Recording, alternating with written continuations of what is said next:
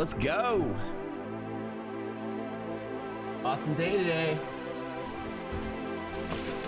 Get a nice little runner. Let's just see. S&P's looking pretty hot. Out the door. Hit that like button while you guys are waiting.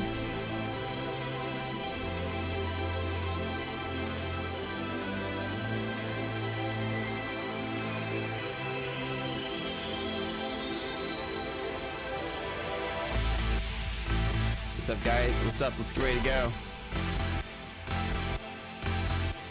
Oh yeah, what's up, what's up, what's up? Good morning. I told you guys, the buzzer shot, photo finish. I'm running to get here.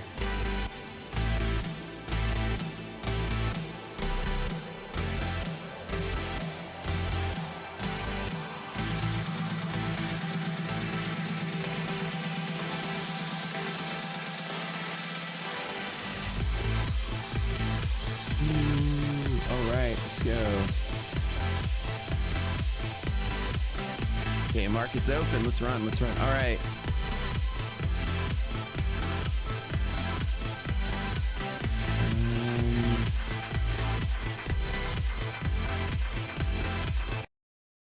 What's up, you guys? All right, we're getting ready to go here. Oh, let me get Rocket Scared loaded here. We have a new release today. Let me get situated here. All right, market's open and good. Let's go. Okay, we'll go over the features of the new release in just a little bit. Let's get the market going here. Hold on. Oh yeah, we need some music. Daddy likes music when he trades. Good morning. Hit that like button while you guys are waiting. Hold on. Let's get up here. YouTube. Let's type in no copyright EDM music for streamers. All right, this will work. Let's go. All right, how you guys doing? Dialpad's AI sales has completely and transformed. sorry, commercial. All right, what's up? Let's get that chat going. Everybody hit that like button while you guys are waiting. How's BBBY looking? Let's take a look. I always get the two confused. One of them's BBBY is Bad Bath, and BBY is Blackberry. Which one's which? Which one has the extra B? That's what I want to know. Let's get ready to go. Load up Spy in the morning. Let's see what we got here. Spot.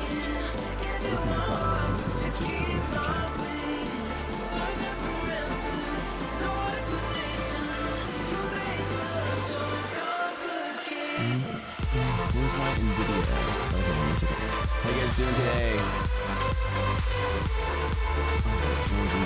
Okay, let's get pop up my NVIDIA positions here.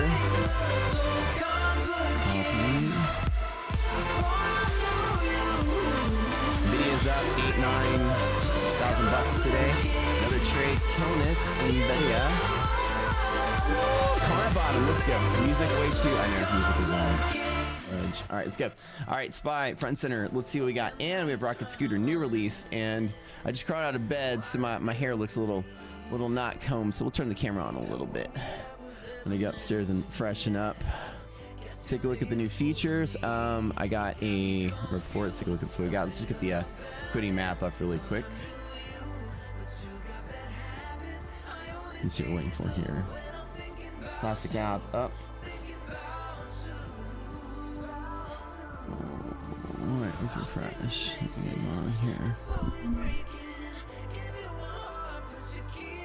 Alright, let's see what we got going.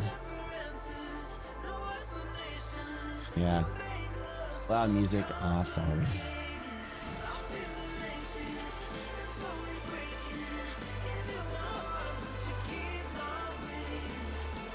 There we go.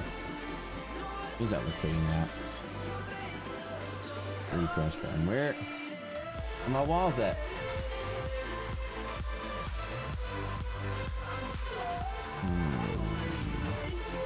Push new release app.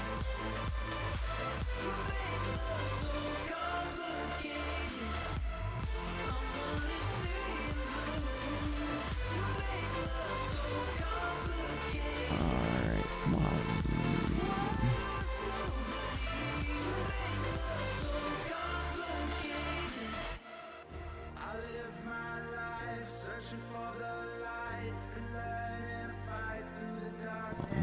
Let me refresh.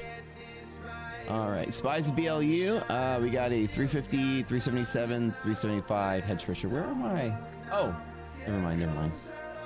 There's my liquidity map came off the default. Okay, it's been renamed to liquidity map. Everybody, don't forget, you need to re-add it to your platform.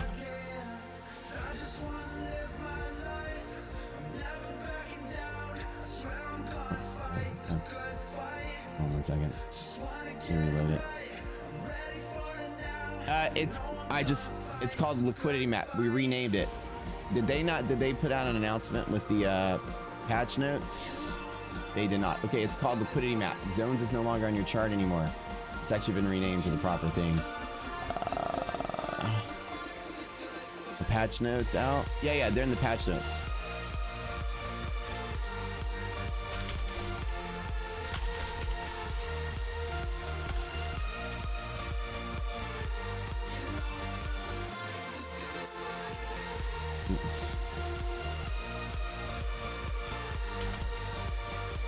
Everybody, click on indicators that add liquidity map. They renamed it to what it's supposed to be called now. Looking lovely. Okay, let's look at QQQ really quick. Q resilience, regular resilience, positive. Let's take a look at the old Doomsday stuff. So let me tell you guys, we're gonna have Doomsday in the platform probably by Monday of next week. We did all the bells and whistles to get that going for y'all. You guys are gonna be lucky. Y'all are gonna love us to death. So you'd be happy to get that Doomsday. Click that like button really quick. Everybody, you got 10 seconds. Go down. The music is like super quiet. Hold on. Click that like button. Ready? I'm gonna count to 10. 10, 9, 8, and I'll show you guys a really cool idea. 8, 7, 6, 5, 4, 3, 2, 1. Everybody, click it, and go. Let's see that runner here. My NVDAs are smashing it today. Okay, markets rational, and we're good on VIX. Everything's looking hot. I like it. Markets went nice and tidy here. Let's see if we got a belong up on SPY. It's looking pretty okay, I hope. Nice little gap up. I'm curious if I should take a little profit on these index. SPY belong up. I'm looking at resilience. Watch resilience less than 0. 377.5. Bounce would be one of my targets I'm going to try to get in on. To long that from there. Let's see what my Pepsis are looking like. Pepsi, a little bit of a gap up here. This is my Pepsi trade front and center. I'm gonna see if I want to take profit on some of this. Pepsi. Okay, I'm gonna rearrange my screen really quick. Okay, so let's keep an eye on resilience for just a little bit. I'm not gonna do anything just yet, but I am going to try to long some of the things. Come on. And there's that, and let me get my Pepsi. So I'm long Pepsi, long NVIDIA, and I'm long JP still. My Pepsis are right at the money too, which is looking hot. I like it. Should I? Would I? Do I?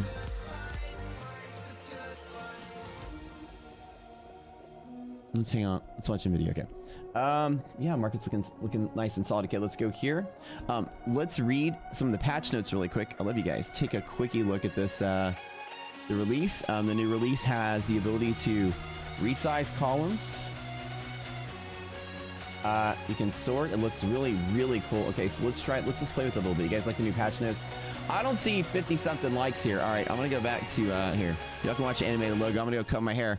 Click that like button, or I'm gonna get off the stream. Loud music for real? Oh, okay. All right, hold on. How about now? I'm gonna go cut my hair.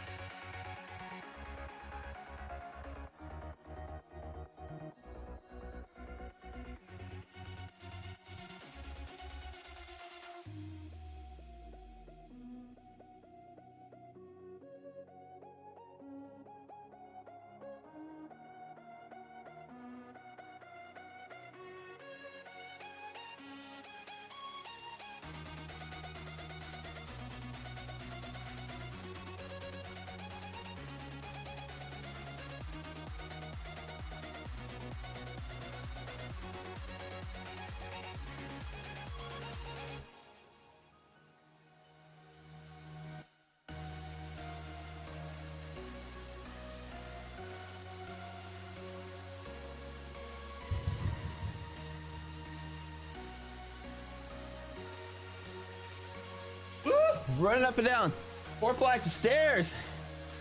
That's really hard. I'm also in shape too, man.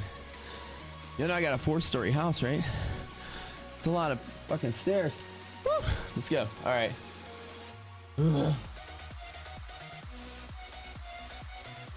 Where's my main camera here? All right, that's better. Woo! Whoa. Can't click lights. Is that like button like? I mean, is that music too loud? I swear that I have that shit so quiet I can barely hear it. All right, let's go. All right, let's go. All right, make sure you guys click up in here. We're going. Okay, SPY's looking good. My invids are looking good. Belong up. Let's do a quick monthly map here. Yeah, I just like literally just like crawled out of bed. All right, now it looks somewhat presentable. Okay. Why am I putting classic app up here? I'm silly. Forgot I had this. Okay, let's go over the new functions really quick. Let's go. Let me read the patch notes. Patch notes. Okay. Resize column within the scanner widget. Looking sexy. That's a huge. Woo! New scanner strategies. Okay. Let's go ahead and just have some fun with this really quick. Let's add, okay, wait, scanner there. Let's do add strategy. Let's look for stocks greater than MHP. Boom. And MHP breakup. More breakouts. Let's go click those 3 things here. We're good. All right, here we go. Y'all ready to see what the patch notes say? Ugh, it's way too big. All right, let's go. Even my guys making I just don't want to cover the screen up all the way. I just want to cover up a little bit so you can read it. Okay. Let's put this here. This is here. All right, exciting news, everyone. We're having patches like every week, so we're coming to all kinds of. Let's get a little top corners because I watch the stream. Okay. Resize column within the scanner widget. That's hella sexy. Ooh, I like it. Okay, these guys are hard at work all night long. You're clicking that like button puts food on their table. Promise. Okay, admin dashboard, add a single affiliate. Oh, cool. So we're working on that too. Actually, let me get y'all's patch notes. So not everything applies to y'all, so we'll need to cover everything. Y'all get y'all own patch notes. These are my patch notes. So let me actually, I forgot they made their own thing for you guys. It's going to be in the Discord. So make sure you guys go here. Good morning, cadets. Here's what's new. Resize column with the scanner widget. 7 new strategies. Ooh. Okay. Greater than half gap, less than half gap breakups or downs, half gap breaks in general, MHP break, HP breaks. Perfect. Okay. Back in changes for site reliability and preparation for new indicators. That's right. Doomsday coming in next week. Doomsday on your platform. It's gonna be a miracle to get it all done, but it will be there, and we're opening the door for all kinds of stuff. A DOM, futures trading, automated red lines, automated green lines. We're gonna go down to options trading earlier next year in stocks. Ooh, baby, it's gonna be crazy. And YouTube, we are growing faster every single day. So click that like. Now go to rocketscooter.com. Everybody, really quick, get the trial, right? Get the platform. You can play with it for free. No credit card required. Just a phone number, and I promise I'll call you every night and read you a bedtime story. Okay. Rename zones to liquidity map. That's a big deal. Again, just liquidity map. It's what it's called. So bug fixes, cancellation, accidental cancellation of your membership after free trial. So that's been fixed. We won't kick you out after you pay us some money. Some candles are being left out of the pool from data provider. Yeah, we finished that as well. Since one candles can do with data for sharing, that has been resolved as well. Okay, so some of the candles are coming through, you guys. Y'all's reports and tech support, very awesome. Y'all are helping us get those ideas, keep them flowing. We're excited to have that. Okay. DD 0.79. We got that report coming in just now. Let's watch. DD means you tap the upper band. This is what we look at. It's typed in chat. Anytime that DD indicator, we have a video that we released on it somewhere. It's in the Discord. that video itself will talk about these risk interval bands. Anytime you wake up, so one of the first things you do look for rational market is risk interval. Doomsday is a code name for a bot that we have. We have 5 bots that we made. These bots over here will give you all kinds of cool information. Nobody on planet Earth has anything like what we've made. We've invented everything here, and it's so radically different. You guys will learn something, have a whole new light of things. Don't let some crummy weirdo with the mullet come up and sell you some kind of technical analysis nonsense that's like changing colors of typical indicators and drawing a bunch of squares and shit on your platform and pictures of elephants and stegosaurus pattern and omnicandle pattern. Like, it's all the same crap, dude. Everyone's recycled 100-year-old crap, right? These are bots, right? They're robots, just like your cell phone. Automatic, different stuff. You know, you rotary dial phones. Sometimes you have to like change the paradigm here, right? So we have a whole different way of looking at stuff. It's called positional risk, despite me being goofy on the stream. We're very serious mathematicians here, and we created something that's very neat. This exploits hedging, market makers. Every single one of our pivots in here on trading strats, every single one of these calculations we invented here. They are nothing like anything that's ever existed before, and these things will all predict volume at a price. Predict. These things will show you where volume will be. So learn all of these. We have videos on all of them. They're all really short. It's kind of neat to go. So Doomsday is one of our newest things ever. Doomsday bot gives you a number. When that number is greater than 1/2 or less than 1/2, you expect to tap an upper band or lower band. What is the band? The band comes from this guy right here. This guy has a number for S&P. It's 2750. This is an exploit of CME span. This guy is margining built into it. So what you look at is this distance is this band. Each futures contract has a different one. When that Doomsday is greater than 1/2, which is what it is, you expect to touch the upper band at least once, and there is resistance there in any of the indices. And you can see that the first thing that you did on NASDAQ was tap that upper band just now. Market is rallying like crazy, and do you see how this band has volume right there when you tap it? Look at that huge volume spike on NASDAQ. You see that right there? That is predictable volume at a level. That's one of our 14 indicators that will predict volume. As a trader, all you care about, there's volume somewhere. I think with the market doing something like that, looks like my trades are probably going somewhere. Y'all know how much money I made today? You know how much money I made today? I'm only up 4 grand today, but my NVIDIAs are up 75%. I have made 10 grand on my NVIDIA trades, my NVIDIA positions. Now, when you hit that upper band, we call that the market has, this is fulfilled that Doomsday, whether it's S&P, NASDAQ, or Russell that hits it first, that trade is fulfilled. Everyone hit that like button really quick while you're here. I want everyone to scroll down and click it. We are giving you guys solid gold while we trade live. Or maybe it's not going, it's like fools. Maybe it's just like 10 foil, but we're working on it. Okay, that's it. So that number came through. Doomsday's positive. We are rallying super hard. Let's get those limits, Rocket Scooter front and center. Let's find ourselves some plays. Okay, so SPY is rallying. How far do you want SPY to go? You type in SPY right here under walls. You type in monthly, and you look for resistances right here where monthly is. Can you check IWM? Yep, we'll do that really quick. Okay, there is no resistances there. Markets hitting that rational band, and we're continuing to go.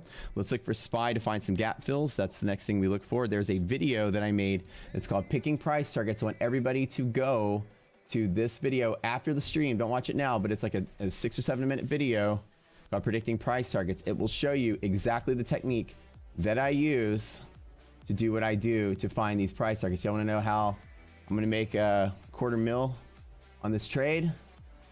This bottom call I made? How do I pick my targets? How do I know when to get out? This is what I do. So we're going to go here.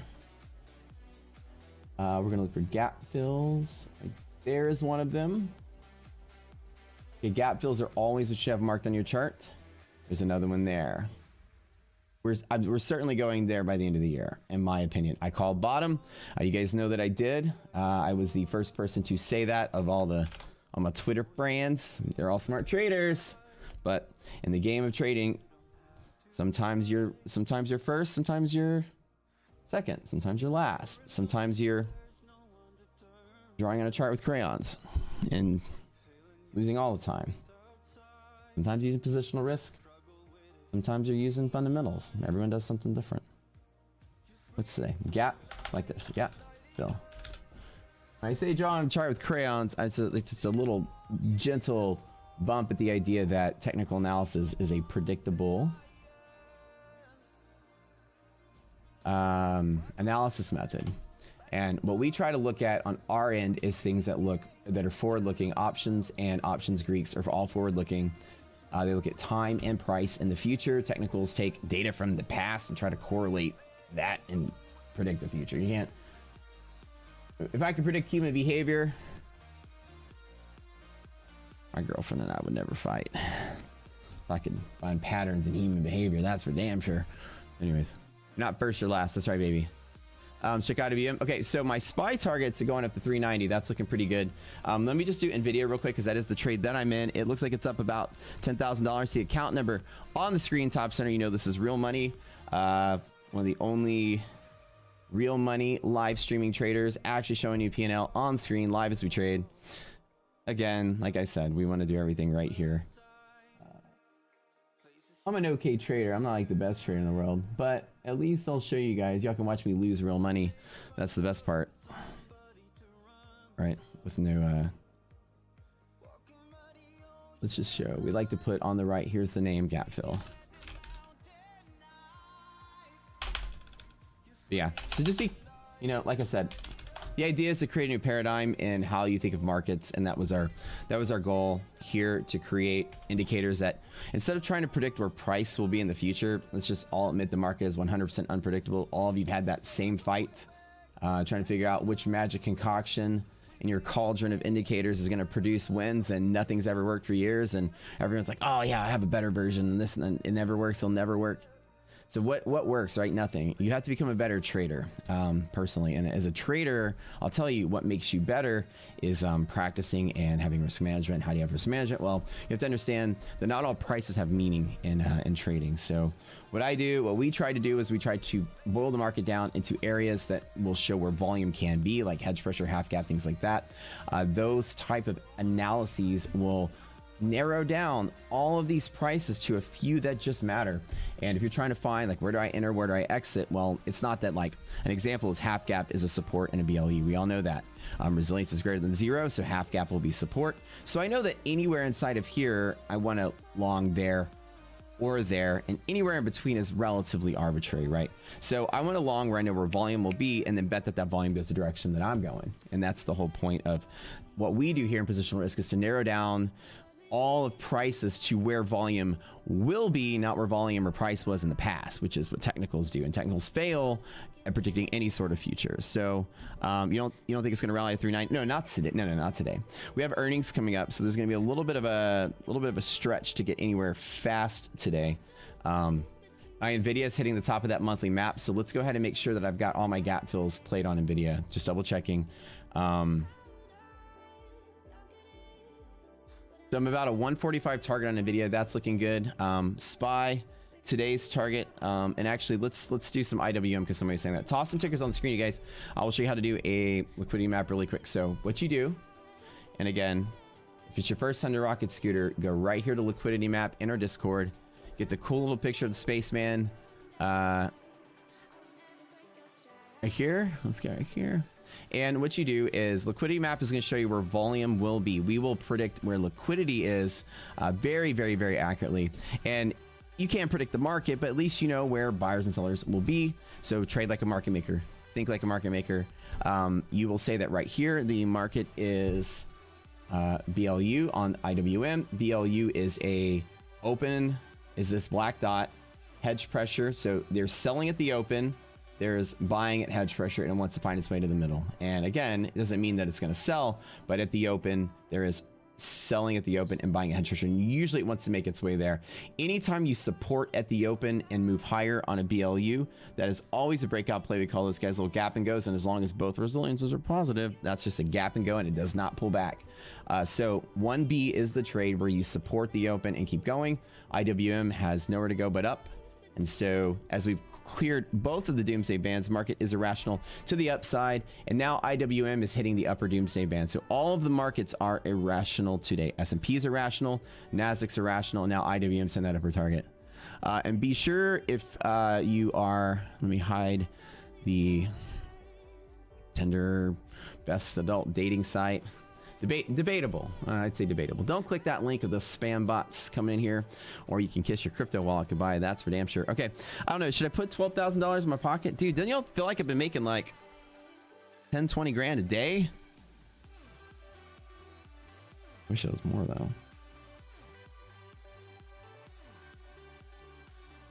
My JPs are still up 600%. NVIDIA up 80 something percent. I'm liking it. It's good. So yeah, you guys, like I said, get that rocket scooter free trial. You guys can play with that. Let's just go ahead and copy that. Let's make a shameless promotional tweet. Join us live. I'm probably like I'm up what 11K, but let's be real, probably going to lose it all. God, I'm so corny. Like seriously, y'all. I don't know why y'all hang out with me. I'm so fucking corny. Okay.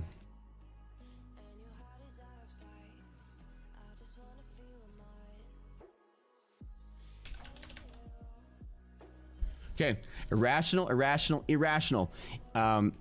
Irrational markets are unpredictable. Everything that you do will fail. Every analysis method will fail. Everything. So let's take a look at S&P and let's get some yellow lines. This is also from that video that I linked. Yellow lines are going to be resistance targets. Let me go ahead and show you guys where they are. I don't know if we have anything. Oh, here we go. Right here, guys. Upper yellow line today, the S&P. This is the resistance. I will probably sell a big chunk of my positions at the end of the day today. We're talking 38.66.14. That is our yellow line. You guys remember how we do that? Okay. No, right here. So this is my target today. The S&P is leading the pack. So 38.65 is where I think we're going. I will probably liquidate for profit something there. JP just filled the gap. Let me see if I want to close some of my JP out here. Should I close some of it, or should I just not be a little bitch and hold on to all of it? What do you guys think? How much my JP up? My JP.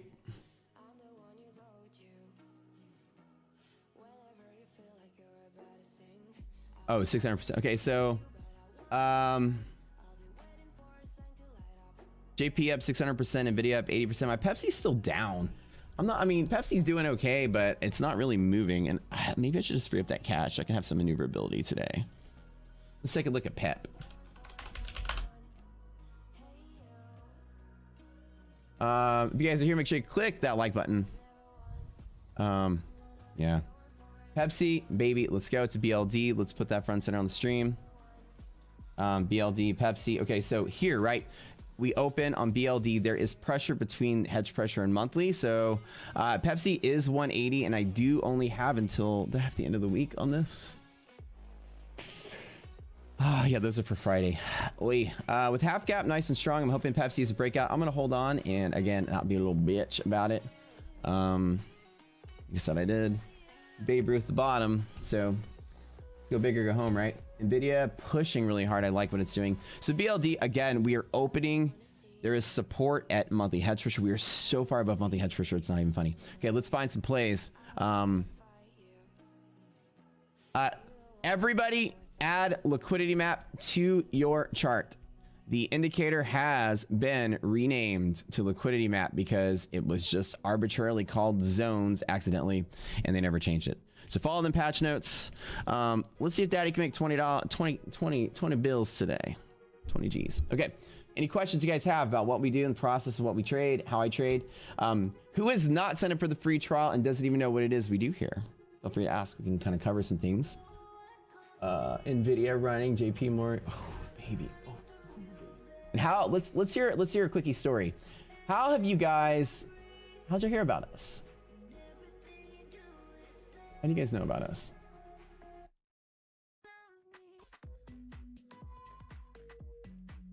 I'm curious.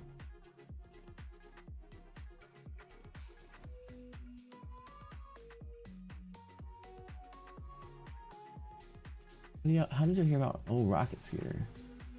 Or me or any of these things? How do y'all know? How did y'all hear about us? I'm always curious. Fatty trades.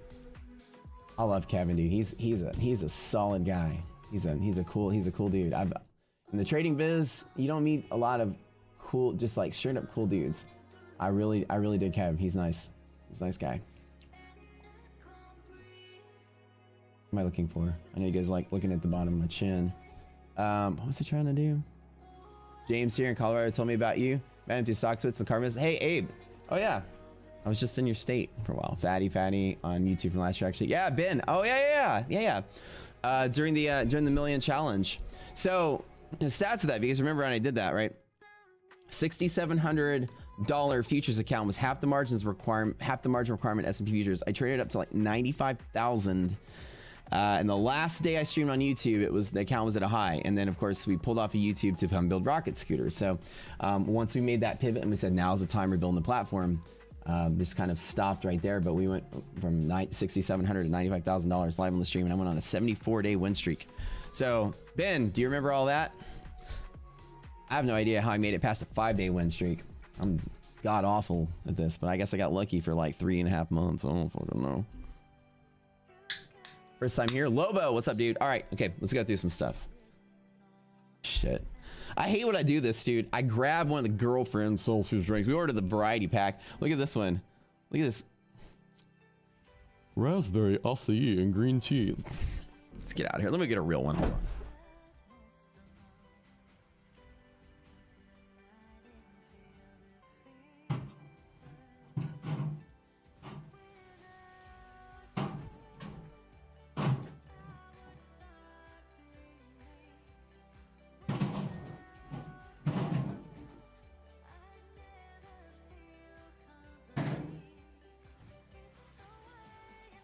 New version of Camera Hub is available. Oh god. I was wondering what that was. I saw the word hub and I was like, a new version of Pornhub is available? Look, that'd be embarrassing. Look, let's be real. You had the Fuji Apple pair, and that's really the way to go. Former DTV, what's up, guys? How y'all doing? That drink needs some THC. Oh yeah. Well, I mean, not while I trade though. I think I would definitely be too goofy. And I'd be serious enough. Okay. Looks like Pepsi. My Pepsi's looking really good. Well, we're doing Rocket Scooter, right? So let's go here. What this is showing me is market maker positions. That's what we do that nobody else does. We will show you where market maker calls and puts are. That is our technology. That is what sets us apart, and this makes Rocket Scooter super cool. You get a free trial, and if you guys sign up to use the software, we have this cool thing where we have a monthly subscription. You get professional data feeds. You guys will use like TradingView and stuff, right? We have a monthly subscription. Like, you know, TradingView and things like that. You get monthly data feeds and all that. I mean, sorry, you get data feeds. Charting, scanner, all the technology we have will come to you for free. And in that sense of like early bird, those of you that support the platform early on, we have this grandfathered in, lock-in, half price on the monthly membership for the rest of your life and get all the features for free. Pretty cool. You hear people that like, you go to your gym and you're paying like, you know, $200 and somebody's like, well, you know, I got mine for like $40 and I pay $40 a month and I've never canceled it. And you're like, man, I wish I would have grandfathered that in when it opened. That's what this is about. We're about to get close to our 1,000 member mark, or 1,000 subscriber pay, 1,000 members. Yeah. Our 1,000 members. So after 1,000, it goes away. So everyone in the first 1,000, you get half price monthly membership forever. Forever and ever and ever and ever. The new crazy comp setup, I haven't built it yet. Today I'm going to build it and start filming it. You need to add liquidity map, but I can't seem to figure it out. Abe, you go to indicators, you type in liquidity map and hit that, and then it should open up. Batty trades here. His methodology is on point. Yeah, Batty's cool. I like him. How you liking the? How often do you update your monthly map? Every morning. Every morning we update the monthly map, and I'll do an example of that today. The Listen, a few spaces. You were the only guy who was talking about the market mechanics, the real nuts and bolts. You talk about reverse engineering patents, and so I started listening to you. Yeah, so that's basically where we started. We were 3 engineers that were reading patents released by the CME Group, and that's where we started. And we said, well, if we're going to start exploiting and looking at the mechanical side of the market, where do we start? And we started reading patents. It's the easiest thing to go. You know, as engineers, you read a lot of patents all the time. Yeah, we love punishing ourselves like that. And that's where we started, and appreciate that. Their coupon code be used. That's right. Use this coupon here. Caps and everything. We have that. We also have a lot of things. So going forward, right, we have a lot of training videos. And what we do is anything that you use, trade with, any indicators, anything that you use, what Positional Risk will show you is where Wall Street's positioned around you, but more importantly, where market makers are positioned around you. Their job is looking for liquidity where buyers and sellers can be, so price can pivot between buyers and sellers. We'll show you where buyers and sellers can be. You cannot predict the stock market no matter what you do or what you use. I don't care what anybody promises you or tells you. That is an impossible task. What you can do is predict where you will behave every time, which when it comes to risk management, there's no better way to do that than having a rock solid behavior system that you do the same thing every time. When you know when you want to get in, you know when you want to get out, you know where you want to get in, where you want to get out, and you know when you are proven wrong. That's it. You're not trying to guess this market go up or down. You're doing risk management. Example, Pepsi is a BLD, okay? So in a risk management sense, say I wanted to long Pepsi right now, and let's look at all the mechanical things we have, right? So first and foremost, I take liquidity map at the top, and I pull up this little chart that is from the Discord. And so BLD shows me that if the opening price is resistance, then there is nothing that I'm going to do until yellow, and I would likely long from yellow back to the middle. So if the opening price is resistance, which it is, would I want to long Pepsi right now off of this particular day trade? Well, possibly not, because there is so much room for it to possibly dip to, for it to turn around and move.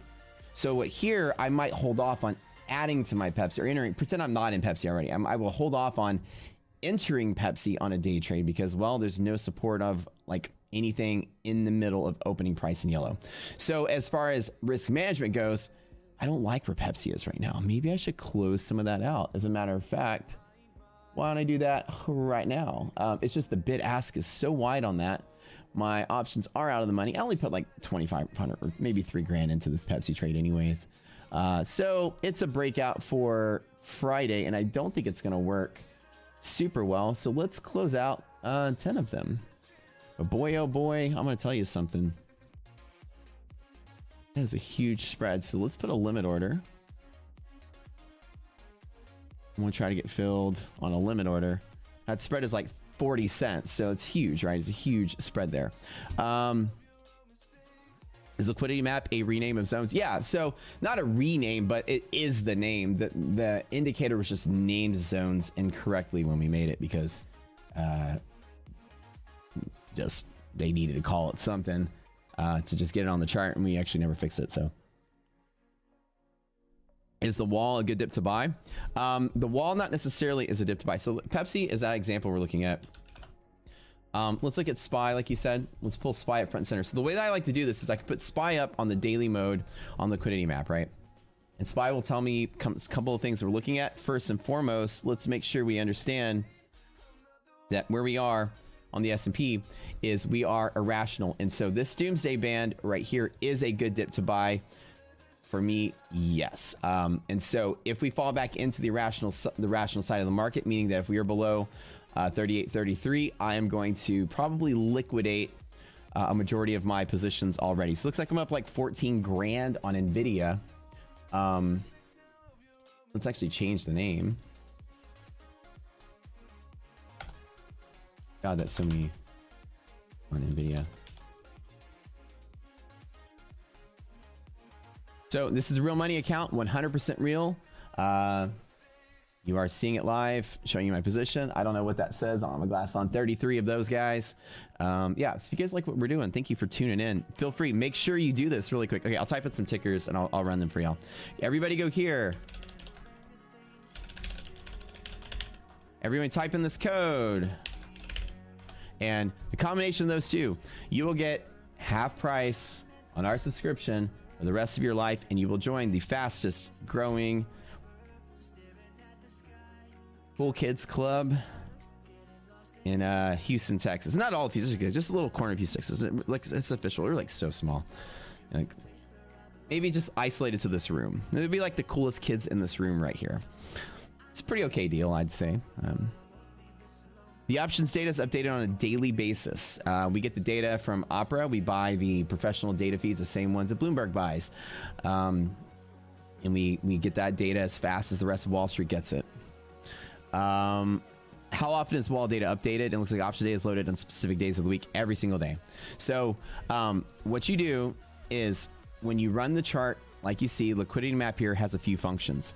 Don't ever change any of these unless you want to change what the graph shows. Auto, daily auto is going to show you today's trade setup, right, that I look at. But if you want to kind of get some, you want to say like, what does SPY look like today for my entries? And maybe I want to map out a month of SPY trading. Well, I can come to what's called walls and I can look for some resistances on the monthly scale. So I'll come down to monthly on walls and click that button, and then right here you will see that on SPY anything above 348 on that monthly date is bullish. So on the monthly scale, market is very bullish with no resistances, no put walls on the way up. All the options data is updated on a daily basis. Yeah, the options authorities release that every single night.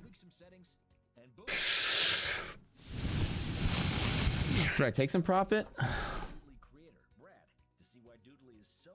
Resiliences are nice and tidy. Let's put... I know I'm being a little bitch here again. I'm like, should I put some about... I have no reason to sell any of this. I don't know if Pepsi's gonna get that breakout that I want. How much is left? Okay, so I can take a loss on Pepsi. I put a 10 limit order here. Let me just sell 10 on Pepsi really quick. Okay, I dropped 10 of those Pepsis. Let me just put a little bit in my pocket here. Let's put... No, I'm gonna hold on to NVDA. So I closed out a third of my Pepsi position. It's a swing for the end of the week. I don't know if I'm gonna get 180 as a breakout. It was a little bit of an aggressive target, but I only put like 3 grand on the trade, so it wasn't really a big deal. I do like Pepsi. It's one of my favorite traders for the year. Let's find some options. Let's find some plays. Okay, so here we go. The scanner. Let me sort by all the bullish stocks. Okay, let me find ones that are above half gap. Okay, let me find ones that are MHP breakup. Okay, let me look at some of the new settings. Let's find stocks that are below half gap at the same time, because resilience is greater than 0. And let's see. Hold on. Let's make sure this is working. And again, we just released this, so let me see if we get below half gap. It says no. Well, I'm sorting by below half gap. Maybe they're backwards. Above half gap. Okay. Above half gap, yes. Below half gap, no. Oh, I see what this is. Ah, okay. So let's clear everything out. I'm just playing with the new settings. Okay, let's start all over. Let's test them out one at a time. We had a new release today, so let's see what everything looks like. We just delete everything from here. Yeah, I want to just clear everything out. We need like a delete all button. You guys, somebody do me a favor here. If you can go to the, what is it called? Software wish list and say, you need a clear all button. That'd be kind of cool. Okay, so let's start from scratch. Let's take a look at stocks above half, or stocks below half gap as a strategy to start off with. So you click that and we will have any stock below half gap. So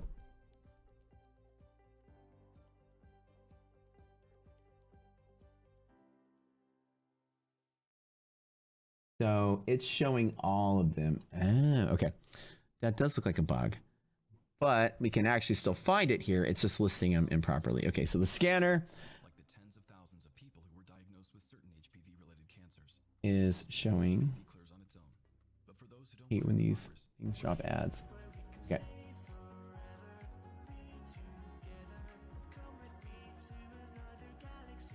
So less than half cap, greater than half cap. So we're searching for ones that are below half cap, and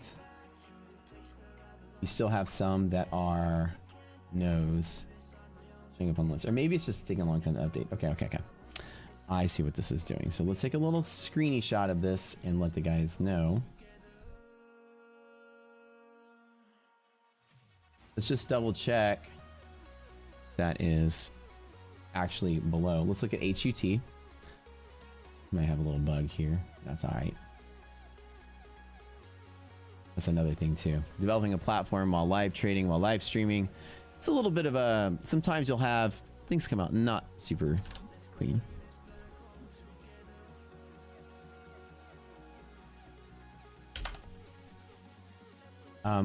As clearly above half gap.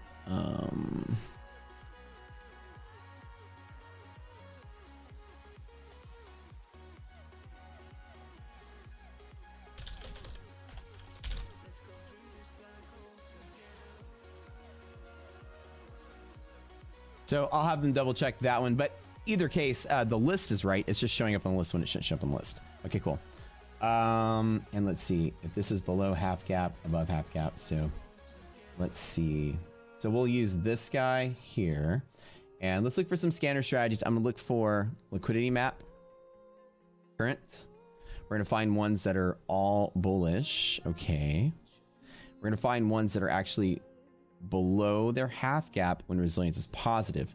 So let's find something that is below the half gap with resilience positive. And let's also look for, let's see if we have all these.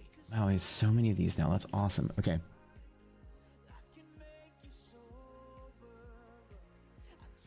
I don't care about above half gap. Let's remove that. I like this. I'm getting used to it. It's a brand new release. This is super fun. How to use all the features? Yeah, we're gonna make one today over these features. So if you guys hang tight, I'll make you guys a deal. Everybody sign up for the free trial today. After I'm done streaming sometime this afternoon, I will do a video on all the new features and how to use scanner, how to use walls, and how to use liquidity map. Deal?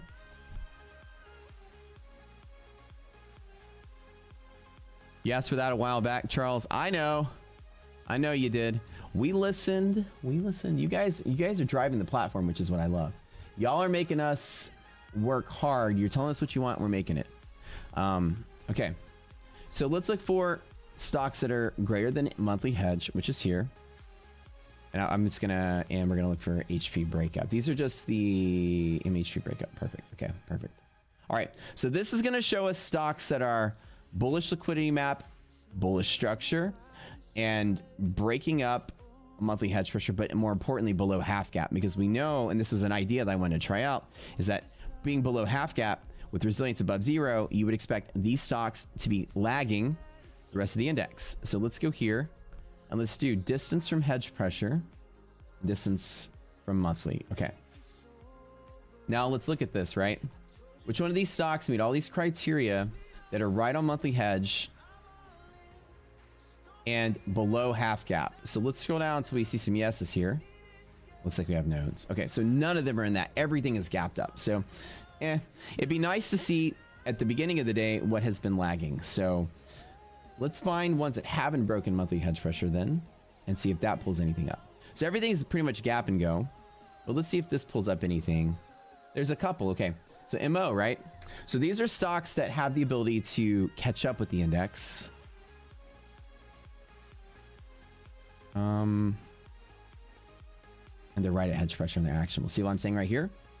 So a stock like MO is bull long up and below half gap with resilience positive. As long as there's no catalyst, stocks like this are great candidates for breakouts. And this was my idea to take a look at this. So we're gonna go to monthly mode and see 40 is resistance, 42.5 is support. So ideally, if the market is stable, these would be places for me to find stocks that might be an entry point for something. So something that is right on hedge or right on monthly hedge, I like to see. So this is a percent distance. Plug, MDT, Amazon on that same fence there.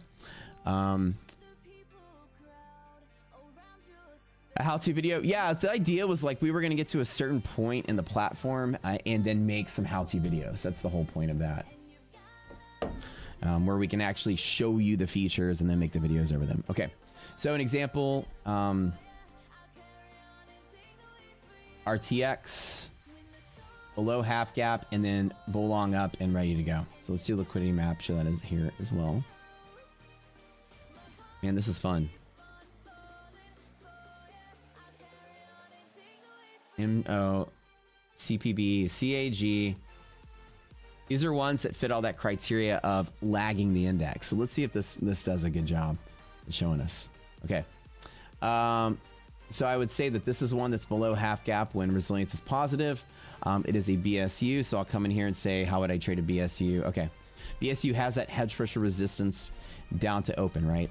So hedge pressure resistance down to open. Any breakout or push from here that's lagging the index, I'm trying to look for stocks like that, even bearish ones, okay?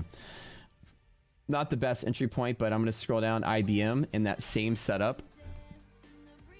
That's your favorite type of setup with balance accumulation and then breakout above. I agree. And so a trade like this, right?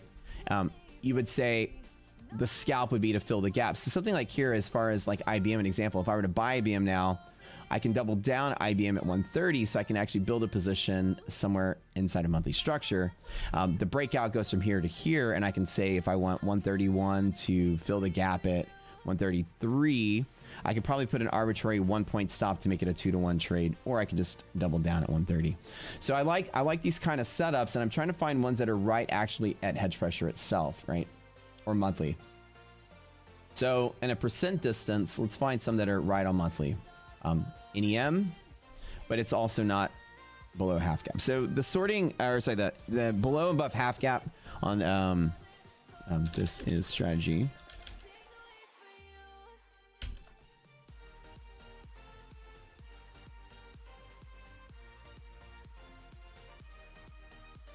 I wonder if I should take some profit.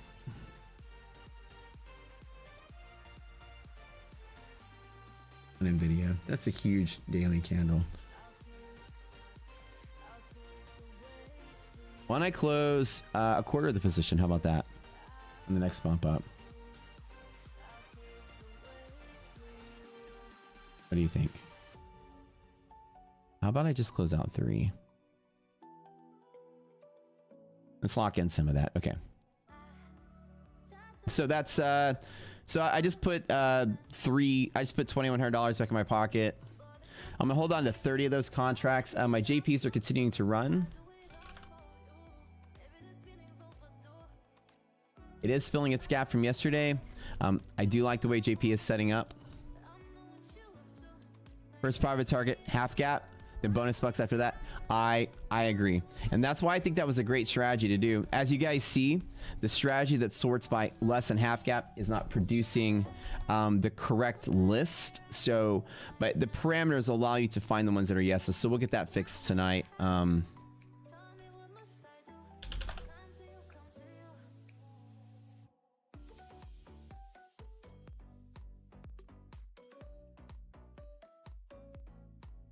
Okay.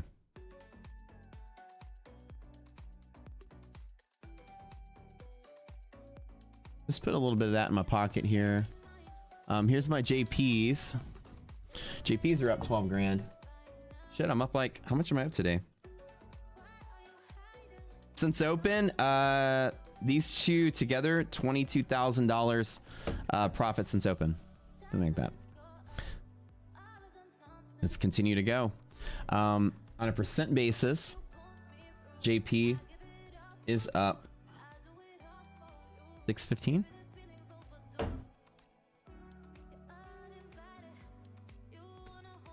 Thanks, guys. All right. Let's see. Irrational markets can be really hard to predict and think about.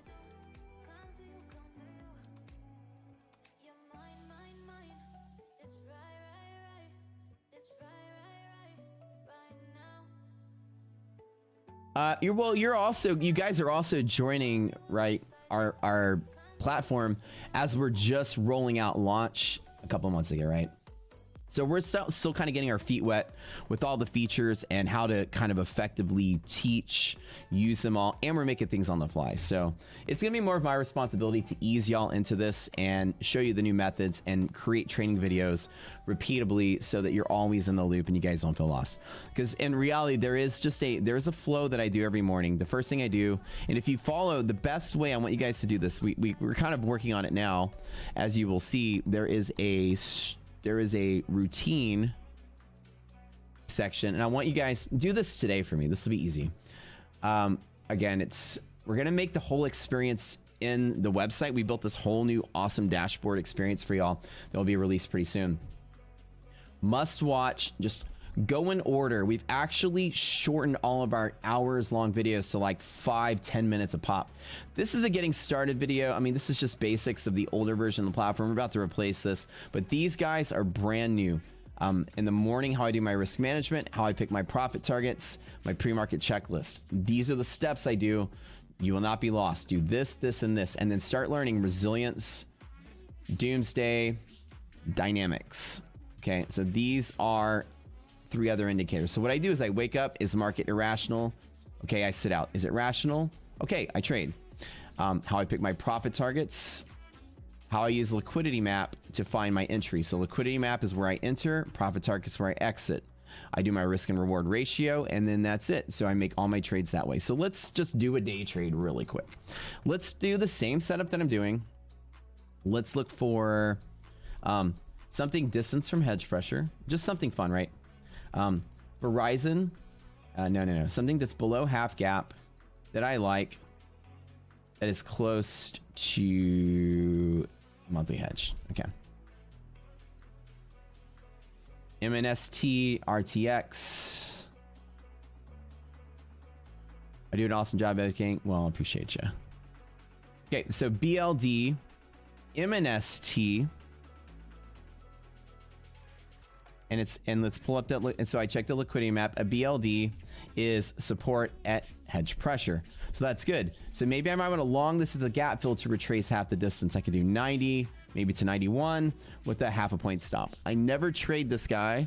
So let's just do it. Let's just demonstrate. I'll just buy like 1 contract. How about that? Is this thing liquid? Let's pull up some. Ugh. Doesn't look like it's not liquid. Hold on. Customize volume. And also I'm going to make sure that it's very much let's do open interest. I just want to see what the spread looks like. Okay. Yeah, very illiquid. So one of the things that I also think I want to do is put in a liquidity measurement that'll show like the average or the max, the open interest at the money, or the average open interest plus or minus 5 strikes at the money. So you can see that's something that has, 300 contracts at the money. Not worth trading. The spread's way too big. It's gonna be hard to manage a position like that. Let's continue to go. And it'd be nice if we can filter them that way too for you guys, like that. You're a way better educator than I am. Kudos to you, bro. That's sweet. That's sweet of you, bro, but I don't know. My girlfriend tells me I talk too much. Let's be honest. I think I just love what I do so much that I don't feel like I'm educating. I just feel like I'm talking to my friends. So I don't know. Okay, this is a great example of something I do like, RTX. Let's play this trade. Below half gap, resilience is positive. It's relatively liquid, so let's pop out some November 11th just to see how much I like to trade on my phone. Easier to manage. Okay, let's do some November 4ths actually. I do like the idea of at least hitting half gap, so let's do some 89s if we got them. They are, yeah. So let's just copy that. Let's put that over. I'm gonna pick a random screen to put that on. Let's see if there's a crazy spread on that. Ugh. Blech. I hate big spreads. Okay, so nope. Keep finding something that's liquid, right? Something that's good. Plug. No, I'm sorry. We went less than half gap. So again, sometimes, oh, I do love Walmart. Daddy like, okay. Perfect.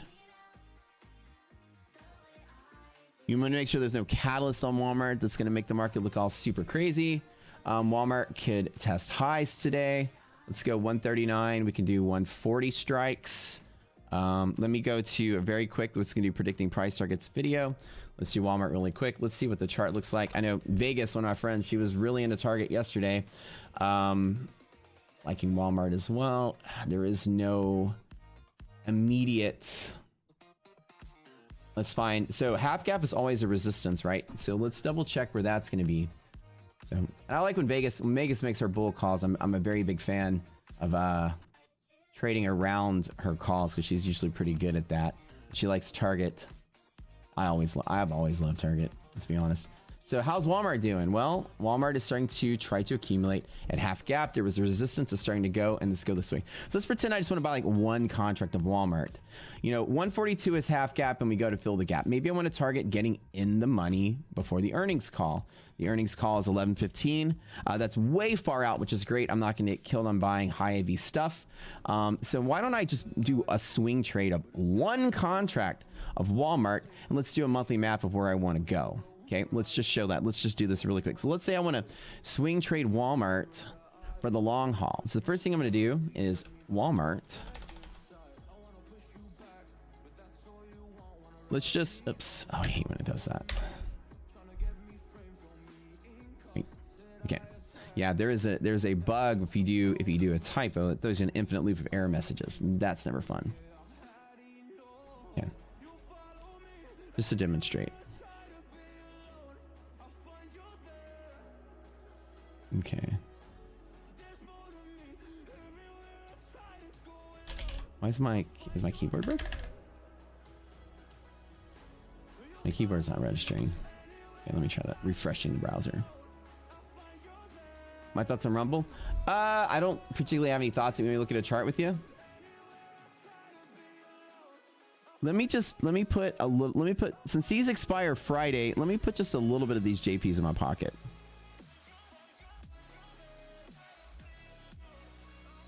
I think it's about time to close out a quarter of this trade. What do you guys think?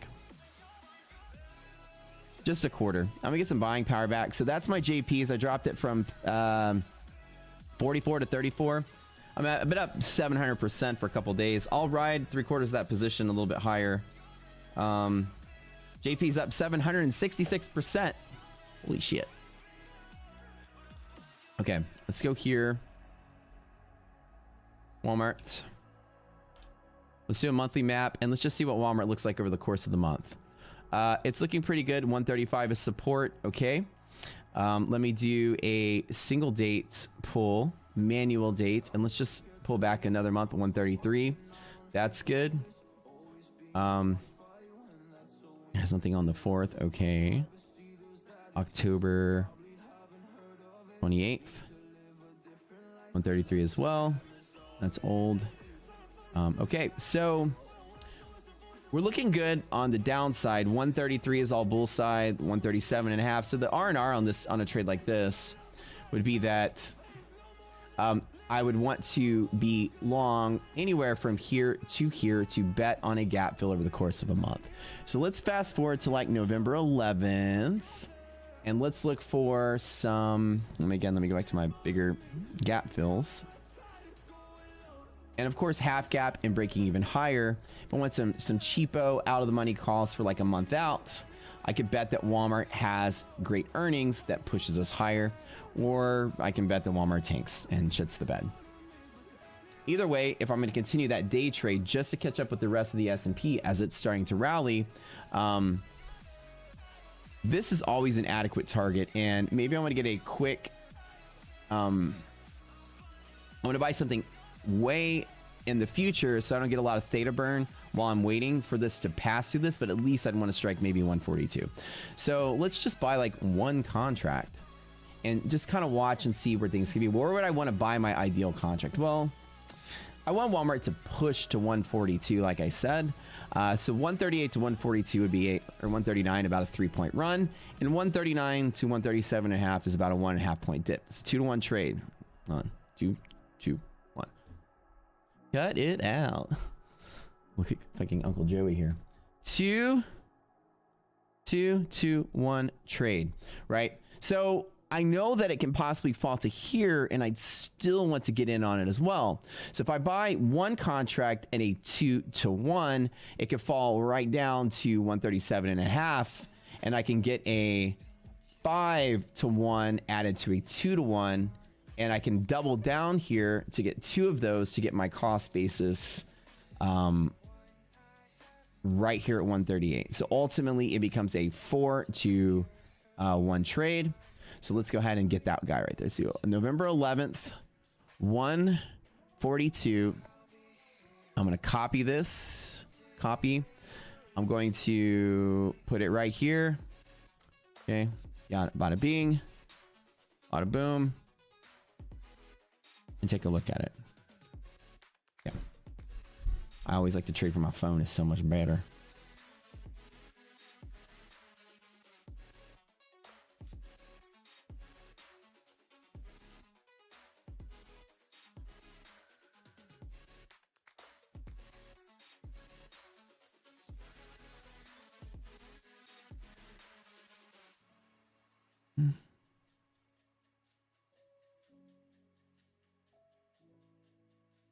JP starting. So hold on. Let me go back to JP really quick. I was actually watching that. Let me.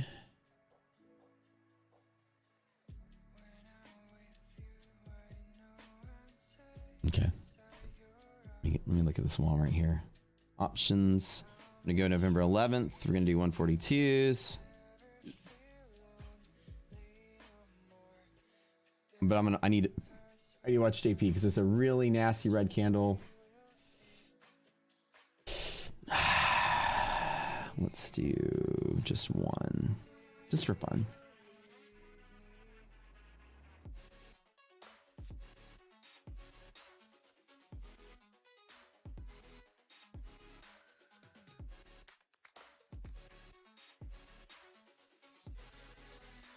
Okay. All right. How do I go back? Okay. Whatever. Copy. All right, back to here. So again, like I said, just grab the contract at $200. It's a $200 investment, and just to show you my 142 target, and I got November 11th. So I got really far out in time. I don't want to suffer a lot of theta burn. It's gonna be plenty of time to build that monthly map against those levels that I think the market can bounce off of. So 133 is a possible lower low. I don't know why we don't have data for that 4th. Is that a holiday? I don't remember. 133, 135, and I'm just looking at that dip to buy on all of those. So 133 is about the lowest low we can get, I would say, over the course of Walmart before it goes into its earnings. And earnings on Walmart is going to be, I think, we looked at it. It was going to be somewhere in that range I'm looking at. Is going to be 11.14. So I got my expiration right before earnings. I want to get that. I want to get that IV climb as we go into earnings, and then that's it. So as the monthly map shows, the lowest low is 133 over the course of the month, and that's why I'm going to look for some R&R on the swing. So just as a starter position, just something really small. What is that? What did I put in? Like $200 on that? Actually, let's just put.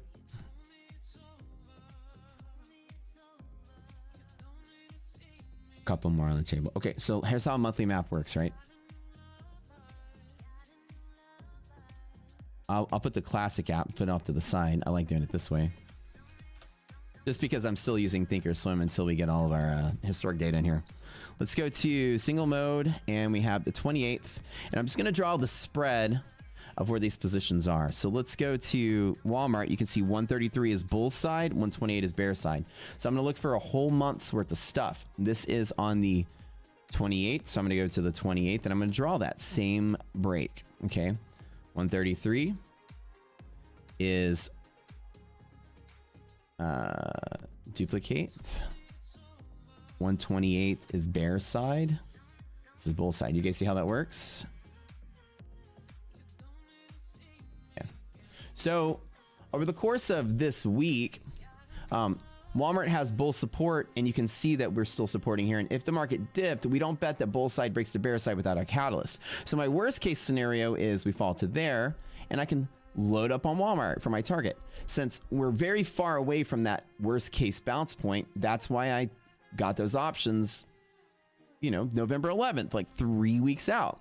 And if we were right here, I'd be more inclined to go to 0 days or first, you know, and again, 0 days or 0 days, like, sorry, 0 week expiration, just because I can know that the bounce point is very near. So over the course of like a week, we could still drift lower and still go higher. I need to give myself adequate time. So I gave myself a couple extra weeks on that. And then let's go and see what it looks like for the following week. I don't know why we don't have data for the 4th. Refresh, 133, 122. It's a similar risk profile. 133, 122 for 1111.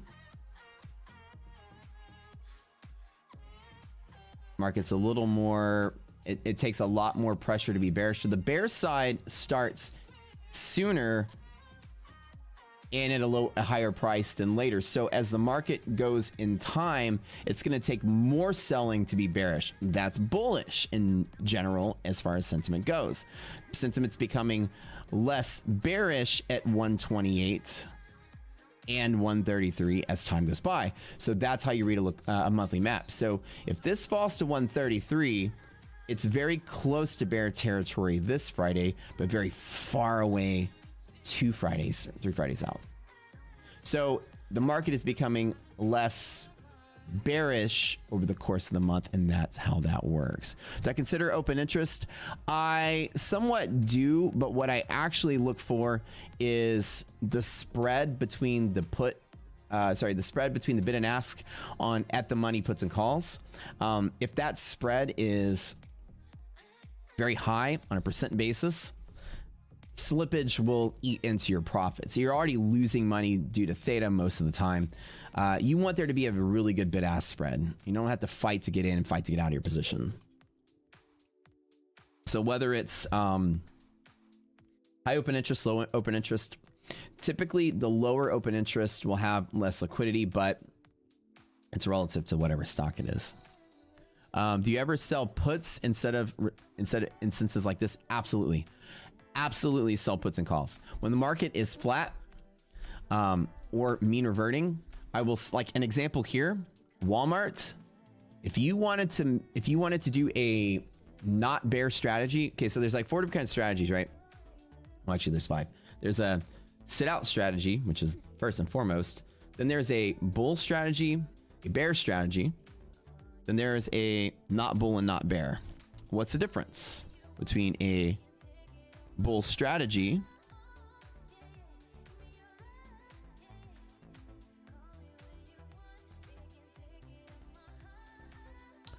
and a not bear strategy? Well, bull strategy is I want to be bullish, which means I want to long the market. I want to own the stock. A not bear is I want to bet that the market doesn't go down, which means I'm willing to buy from you down here, which is selling puts, right? Somebody buys a put from you, then they can sell to you and you have to buy. So a not bull strategy, sorry, not bear strategy is you're willing to buy the dip down here, right?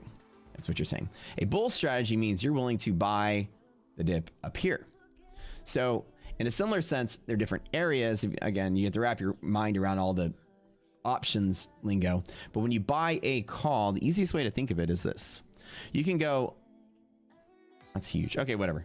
Long, that's too big.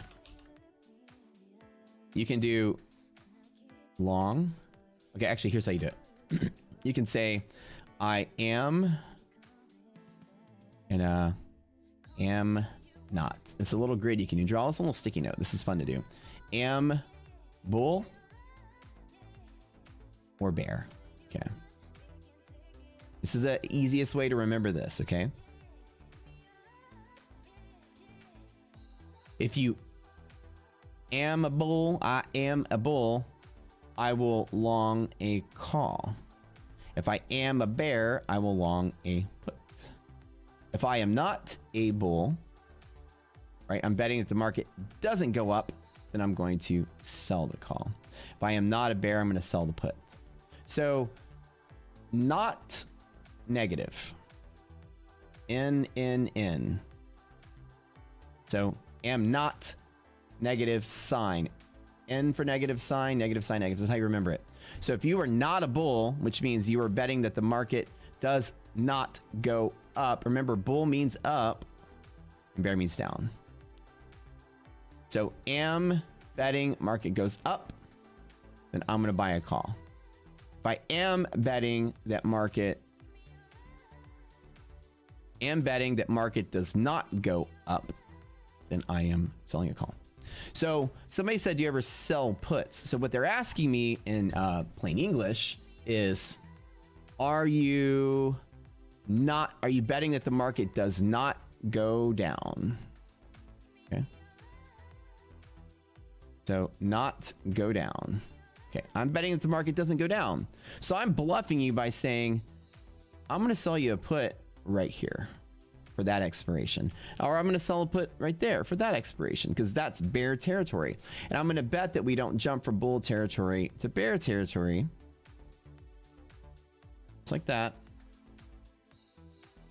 Because it's very hard to jump through liquidity without a catalyst. Now, there's your catalyst for Walmart.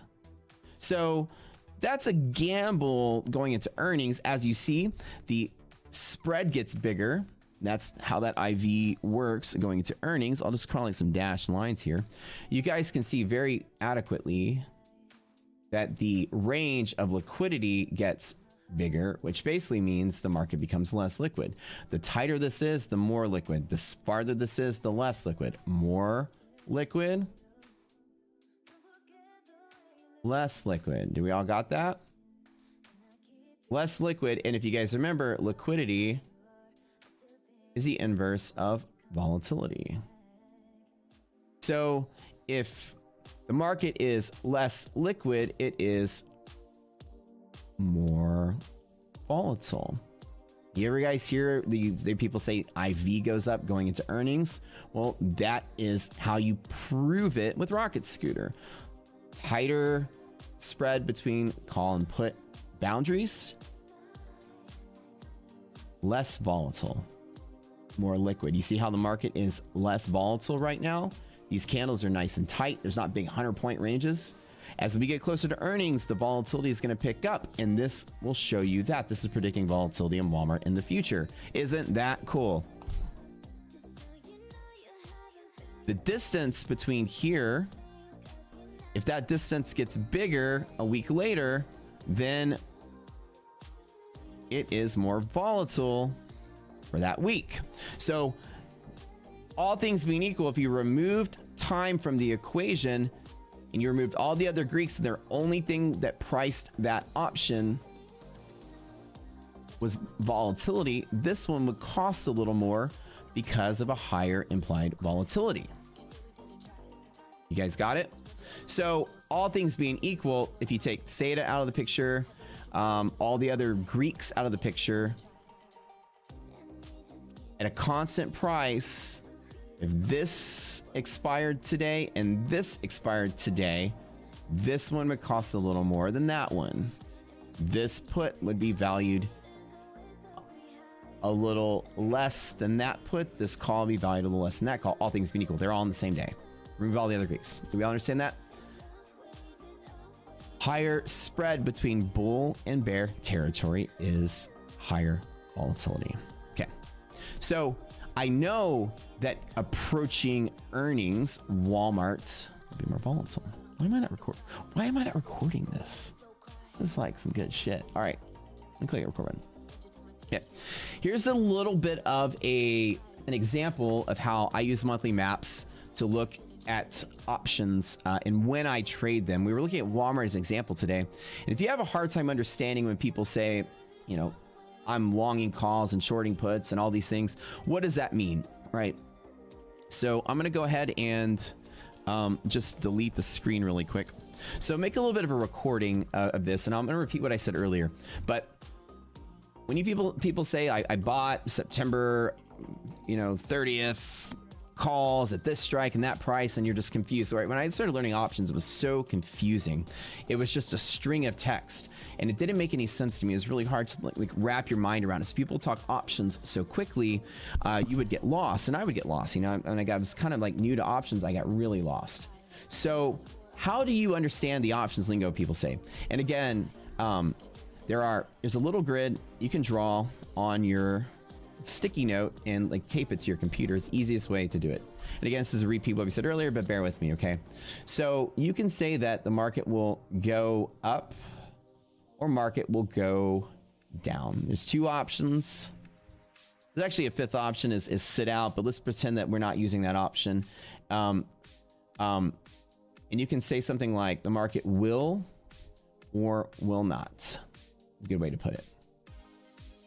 So I could bet that the market will go up, will go down, will not go up, will not go down. If I'm betting the market will go up, I'm a bull, right? If I'm betting the market will go down, I'm a bear. If I'm betting the market will not go up, then I'm not a bull. So not a bull is different than being a bear, and we'll talk about that in a second. So betting the market will not go down, then I'm not a bear. Again, not bear does not equal bullish. So if I want to bet the market will go up, I'm a bull. I will buy a call, which means I want to buy the stock. Market will go down means I'm a bear. I want to sell the stock. So buying a call allows me to buy the stock. Buying a put allows me to sell the stock. Remember, just because you're buying the option doesn't mean you're buying the stock. The option is the right to do something to the stock. This contract is a right to call the stock. Call is like, call, come here. Here, boy. You're calling it. You want it to come to you, right? Put is, I'm gonna put this over there. Ugh, I don't want it. Put it on the shelf. Push it away. Put means get out of your face, okay? Two different things. So long a call, long a put.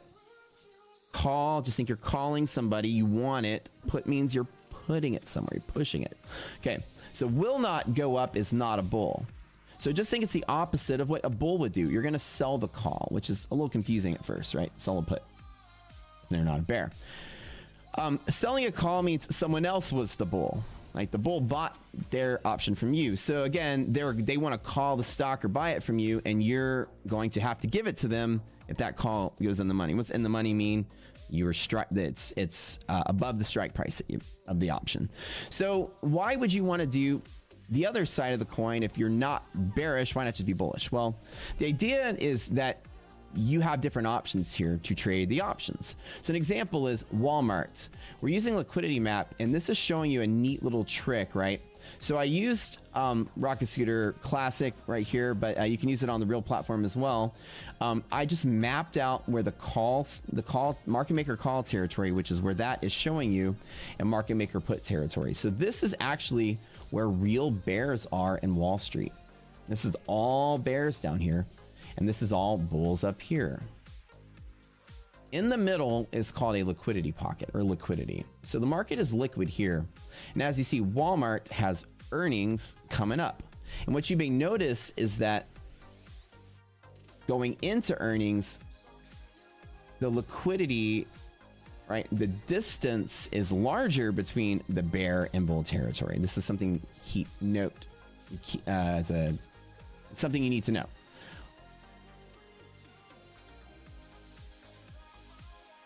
Liquidity is equal to the inverse of volatility in a nutshell. So the more liquid something is, buyers and sellers are crammed in next to each other, right? The less liquid, it's hard for buyers and sellers to find each other. So either there's a bit wider price variance or a longer time.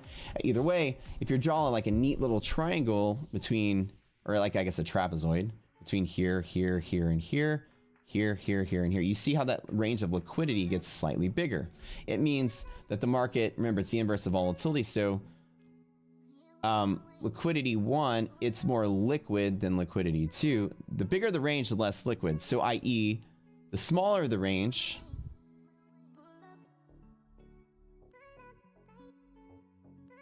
less volatile. And this is why you hear people say when you go into earnings, they say you don't buy options. You're not a will go up, will go down into earnings, because the implied volatility goes up. And implied volatility will price those options a little bit higher. You'll pay an extra premium. And so ideally, implied volatility is a range that is saying we expect the market to be a certain type of liquidity.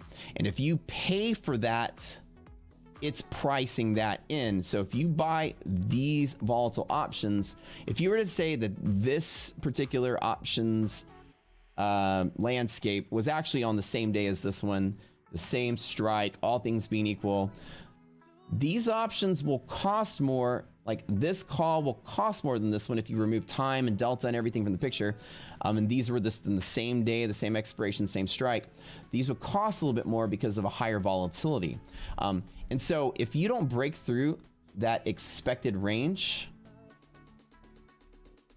that volatility will crunch. And even if the market, like if you bought this put and the market crashed to there and came up, you didn't break that expected range, and your premium, while it might go up a little bit, will just immediately lose that volatility that priced in. Like if you don't break the expected volatility, that IV that people price in, because right here, you can see it from a mile away with Rocket Scooter. Right now, as we approach, this volatility will be priced in, which will artificially inflate the price of those options. If you don't break through the range, then it will deflate like a balloon and you will lose money even if you're on the right side of the trade. So when is not bull and not bear important? Well, when you want to be on the other side of that trade, you want that IV to come to you in your pocket, right? So I don't want to be, if buying the option will punish me if we don't break out of that range, and why don't I be the sell side of that option? I'll punish some other newbie trader that didn't know that. Right? That's what this side of the coin is. So let me just kind of delete a lot of this. Is this making sense to you guys? So if I'm going to be punished if we don't break out of the range, and I'm like, the probability that we're kind of bullish right now, and I'm not going to bet that Walmart becomes bearish because maybe I'm a bull because fundamentally I'm a bull on Walmart. Okay. But I don't want to be the one that buys that IV. Let me sell it to somebody. Okay. That's where this comes into play. That's where this is where the sell side of options come into play, the not bear. So if I'm going to bet that if I'm a bear, and say it's like this day right here, and I'm going to buy these options and I buy these puts because I'm like, well, I'm going to buy puts in bear territory. But if the market falls to there and comes up and doesn't break out of that, then clearly I'm out of the money, but also I'm going to lose all that IV because that is the expected liquidity range. So let me do something even better. Let me bet that we don't break out of that range. And as Walmart maybe might dip over the course of the weeks and maybe hold bull territory, we're right there. And now artificially, those puts, we've gone nowhere, but those puts are slowly going up in value because of IV. Okay. So I'm now can sell some puts that used to be like a balloon that's kind of like slightly artificially inflated because of IV. And I'm going to bet that no matter what the earnings does, as long as you don't break through that range, that balloon will just by default deflate on its own, even if it doesn't go in the money. And when you are buying an option, you want the balloon to inflate. But if you're selling the option, you make money when that balloon deflates. That's what you want to do. So an idea is that to sell an IV is that I will use Rocket Scooter to understand that when markets go up, put prices go down, right? Put prices go down. So as the market's going up, these puts are going down. So if this market dips to there on some kind of bounce, I can either long the option, but man, I don't want to pay for that IV. Instead, market falls here. Right now, these puts are very cheap. I won't make any money selling them, but if the market falls to bull territory, right at this point in time or at that price is when I will sell the put. Because if the market dips, those puts prices will go up a little bit. And as it dips closer to earnings, that market will go up even higher. And that put will go up even higher because it gets a little boost from the IV. Right? So I will, if the Walmart just trucks along and we have a really weird day and it just dips to there, and we're like a week before earnings, boom, and it's just holding. Instead of buying the dip and being a bull and paying that premium, instead I'm going to be a not bear and smack dad, sell those puts, and then one strike below, if we do break into this territory, then I'll just close the trade on one strike stop. So the idea is that you can also either, if the market dips, you can buy a call to be bullish, but the closer you are to earnings, from this day to this day, the IV goes up. So as IV is going up, your desire as IV goes up, you kind of want to tread towards the sell side of the market as opposed to if IV is going down. Does everyone understand this whole principle? I applied volatility. So the space between put and call zone is going to measure volatility. So that the change gets bigger, it's more volatile. More volatile, you want to be on the sell side because volatility is short-lived. And when that volatility collapses on itself, that's where the money is made. And market makers make tons of money selling options to people, right? So, you know, as a day trader, when you're inching up to earnings, it sometimes is very beneficial, especially when Rocket Scooter is showing you this, that you will want to be on the sell side of the market as IV is getting closer, or as IV is going up. So, and again, let's just show Walmart a couple of, let's do one more strikeout. I don't even know what I'm looking at.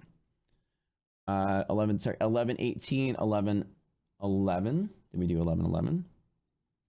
133, 122. That is 11. Oh, sorry.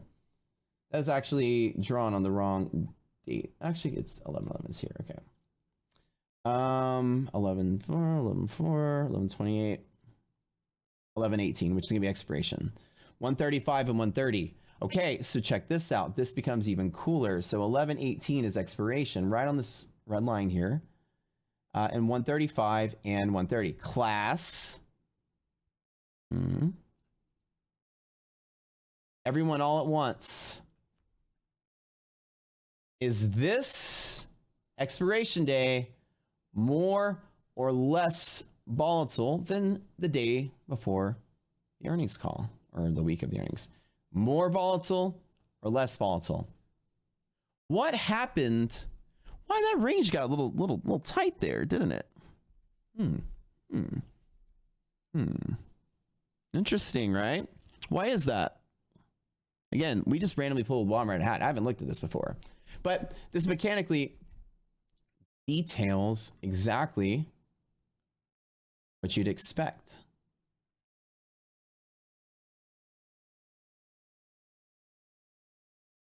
Volatile 1, less than volatile 2, which is much greater than volatile 3.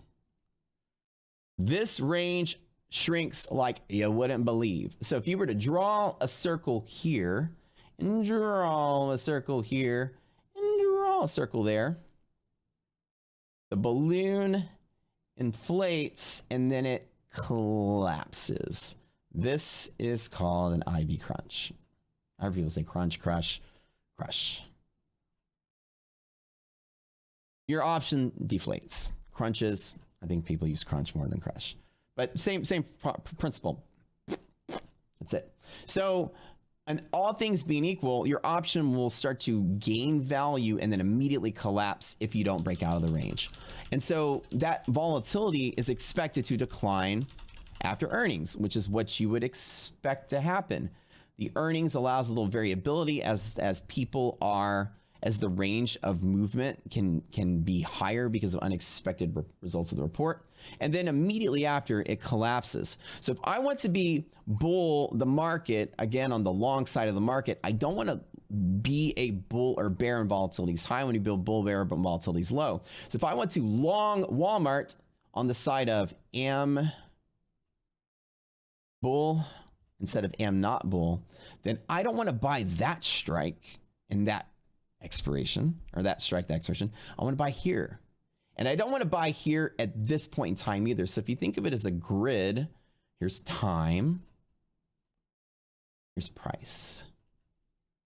Say that I want it to be a bear for Walmart, and I want it to be a bear for earnings. Am bear, which means I am wanting to buy a put for Walmart because I bet earnings will suck. Well, if it's at this point in time, the volatility is low, which is good. I want to buy options when volatility is low, which means at this point in time is a great time to long options. This point in time is not a good time to long options. If we were trading on this day particularly, or even from this point in time, this day is more volatile. I don't want to long any options. I want to short options. So what about this day? Okay, I want to be a bear in Walmart. Okay, actually, I want to be a bull in Walmart, just my real position, but just for the example, I want to be a bear. This volatility shrinks up, and again, I want to long any options I want. So this is longing options. This is put or call. Okay, so now I decided I want to be a bear right now. So I can either be a bear and bet that earnings crashes Walmart. Well, that's here. So that eliminates me buying anything before, but I want to bet the earnings crash Walmart. So I want to be a bear and buy a put. Well, I won't pay expensive puts for this strike. Say that I wanted to buy 120 puts in Walmart, and that was my trade I wanted to do. I wouldn't buy them to expire here. I would buy them to expire when the volatility is the least, because I'm buying the market. So I will monthly map with Rocket Scooter as far out as I can, and I will buy the strike distance with the least volatility, or the expiration with least volatility. And this is solid gold, you guys. That is exactly how I do what I do. Why did you pick November 11th? Why did you pick November 4th? Why did you pick November 3rd? Because if I'm buying options, I buy the one with the smallest distance between the bull and the bear zone. Does that make sense? Why did you pick November 18th, Matt? You bought a call. Why did you pick 7 weeks out? That's weird. I feel like most traders out there just pull these numbers out of their ass. Don't understand Black-Scholes, right? If I was buying a call in Walmart or buying a put in Walmart, I want to buy when IV is low. So either I'm buying something really close to now or really far from here. We got it? Okay.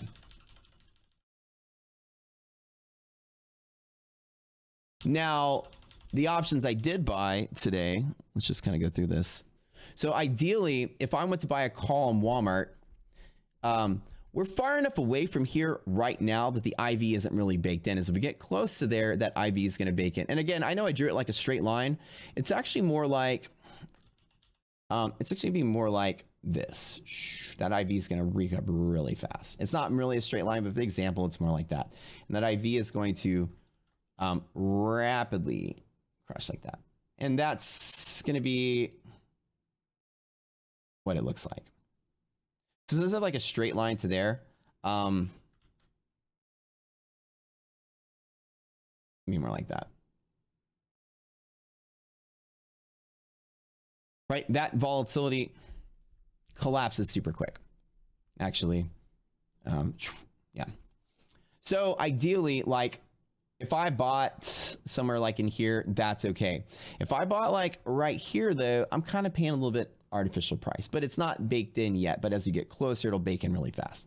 So ideally, you want to just make sure that your time in where you want to be is going to be where that IV is no longer a problem, right? For you buying the option. So if I wanted to bet like somewhere inside of here, like I want to do something very short term, I would choose to be on the sell side. So ideally, pretend that we are trading like right here and that IV is baked up. These puts have rapidly gained value. And I want to sell, you know, we're at the edge of bear territory and I want to bet that the market doesn't go off. So I can sell puts, as a matter of fact, if that's the expected volatility from here, I could just sell puts anywhere down here a couple days before and just bet that the market doesn't go out and strike them in the money, and then that IV will crunch, and then immediately the day after, I'll collect that money. But I wouldn't buy this expiration. Again, I would want those. I would take a week after, because I want it to crunch from here to here and collect that volatility in my pocket. Does that make sense? Okay. So ideally, if where you are, you're noticing that range is expanding, then you're better off maybe being on the sell side. That, again, don't take like 1 point or half a point being a big deal.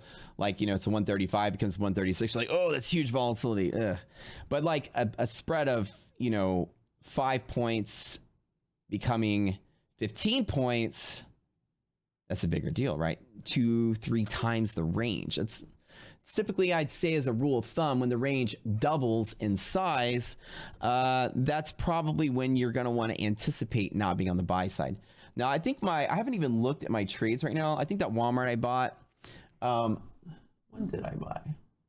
I bought November 11th, but it was just to show the example of where I would buy, but I didn't buy a huge position. As a matter of fact, I bought them here while the expected volatility is low, but that strike, it's obviously higher. If I was really going heavy on Walmart and I was wanting to be bull, I would have picked 1121s just a week later. But this is demonstrating a day trade today. So this is not holding for the week. This is just a day trade. I actually just bought one. I'll close out. So if I'm trying to swing Walmart, right, I'm going to pick that date or later. Now, how much is my NVIDIA's going up today? NVIDIA is rallying like a champ. I'm just looking at my stuff. NVIDIA is looking good. NVIDIA, how much have I made today? 9,000? Oh, cool. So this is an open trade I've had for a week. My open P&L is currently $22,000. Nice. So my trades right now, NVIDIA, again, this is a real account number on the screen. NVIDIA is up about 12 grand. My JP Morgans are up about 12 grand. And so let's look at JP, right? So again, quickie little monthly map on JP. Well, we did this the other day, but let's do it again.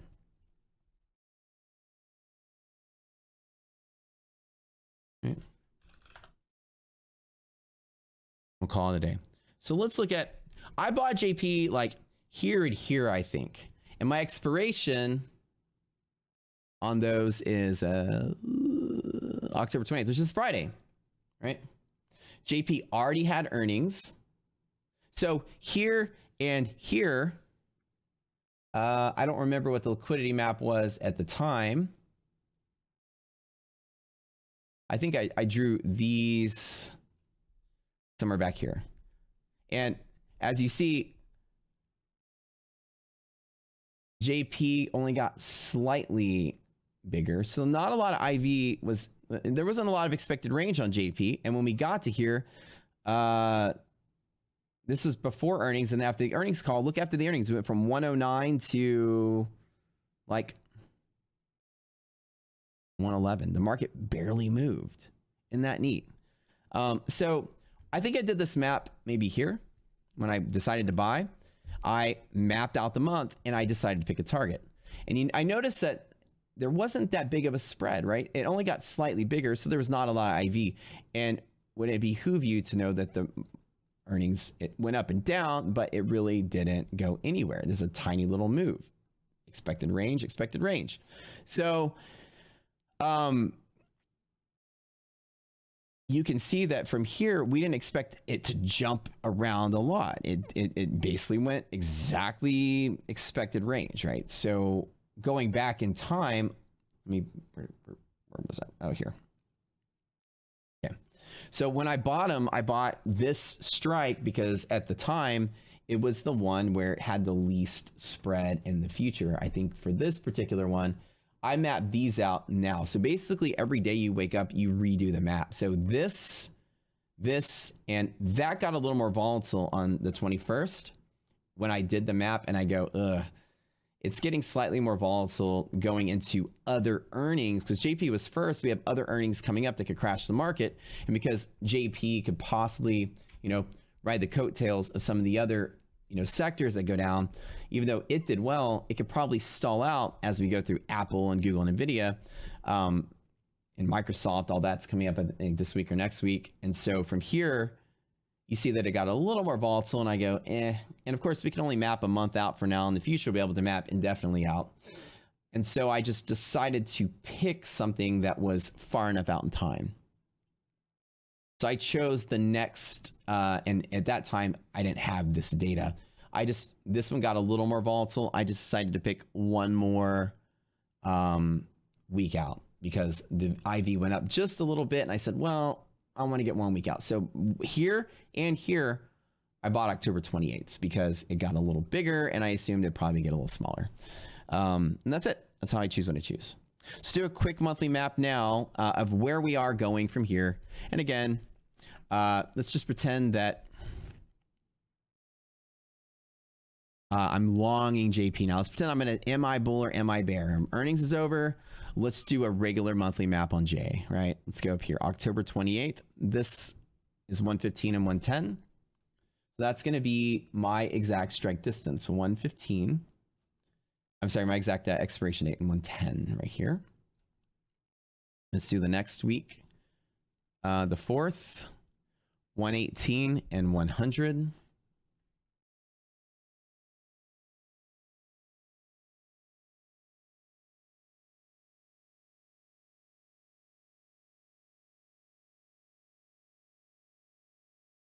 Whoa, what's going on here? Where's a lot of volatility coming into the market? Interesting, right? That's interesting to see. Let's go 1 week out. 110 and 195. Okay. That's really odd. Why is there a lot of expected volatility around the, what, the 4th of November? I don't know. Let's go see what's going on in the earnings calendar.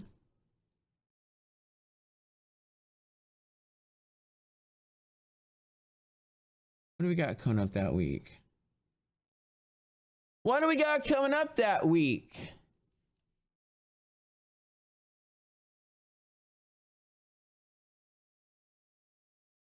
Guys, look, do you see this? Fed, November 2nd. And election, yeah. But this is really what it is. That's it.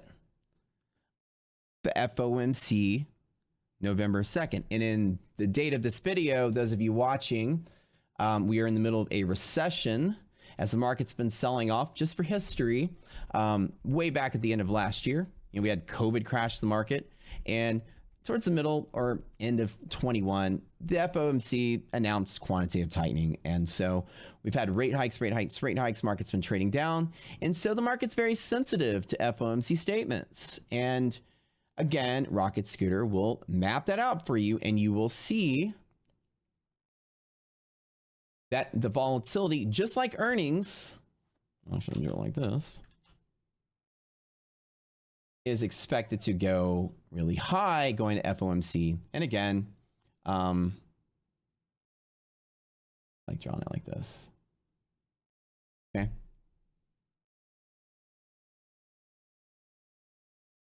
Pretty neat, right? You see this, you go, what? Huh?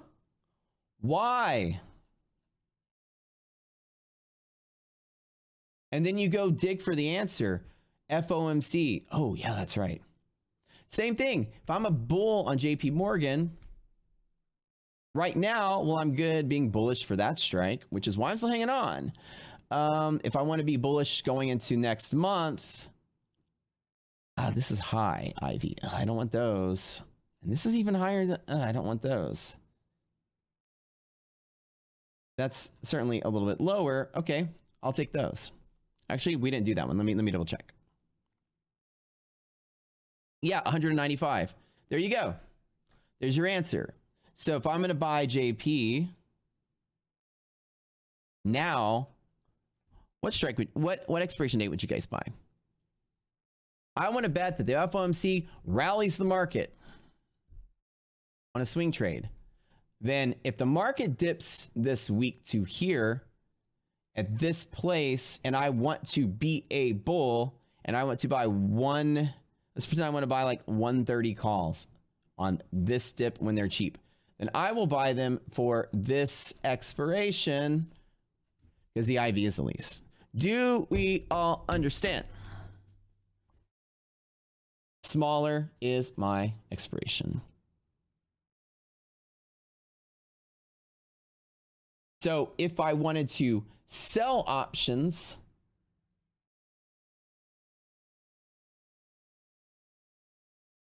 I want to sell them close to here.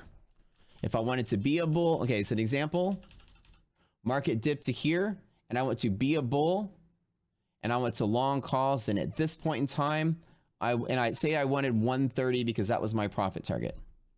Then right here, I can either long this call, or if I want to be a bear right here, then I can short the one that's got the highest IV. That put. Pick your choose, which one you want. Do we all understand? There's two different ways to trade this market. So if we dipped, calls get cheaper, check. If we dip, puts go up, check. So which side you want to be on? Depends on how far out you want to trade.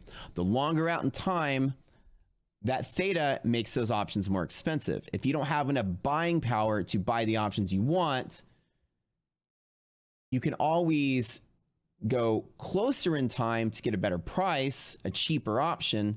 You might have to go to the sell side, and you can choose the two. Well, if this option, say you have like $500 in your account, and this option costs $400 because it's really far out in time, but this option is $100, right?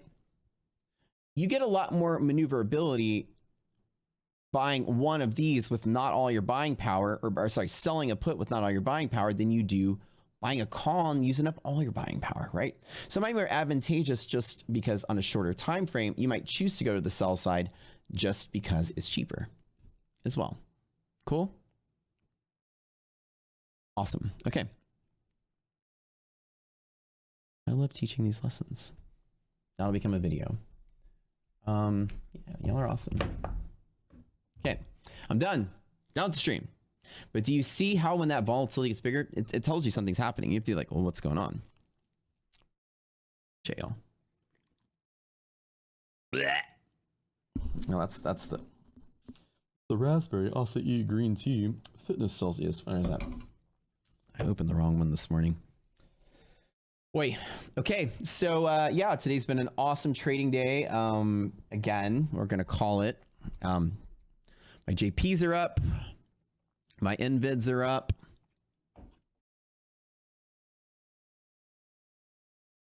My JP percent basis is up 800%. My NVIDIA percent basis is up 100%. I'm about to tweet that out there, and you guys feel free, go to the Rocket Scooter Discord and go to the Rocket Scooter free trial if you've not tried it out.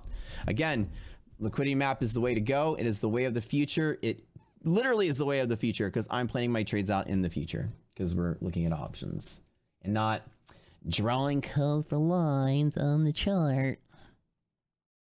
Hey guys, buy my super secret algorithm. It's got all the cool bells and features in it. All I did was take every technical indicator out there and mishmash them together, and my chart looks like this, and this, and all these lines and all these colors, and maybe there's some lines like this. You know, maybe there's like a butterfly wings, and maybe there's a bunch of oscillators down here, and just look. And I promise if you, and then we're gonna do this chart. You have to look on a 1 minute, 5 minute, 10 minute, 6 hour, 1 hour, 1 day, 9 day, 40 day, and then make an analysis and all the days and all the times and all the colors. And drawn on a piece of paper with a crayon didn't make you rich when you were fucking 4 years old. It ain't gonna make you rich right now. Stupid idea. And don't be silly. We love you guys so much. Thanks for tuning in. And we will see y'all tomorrow.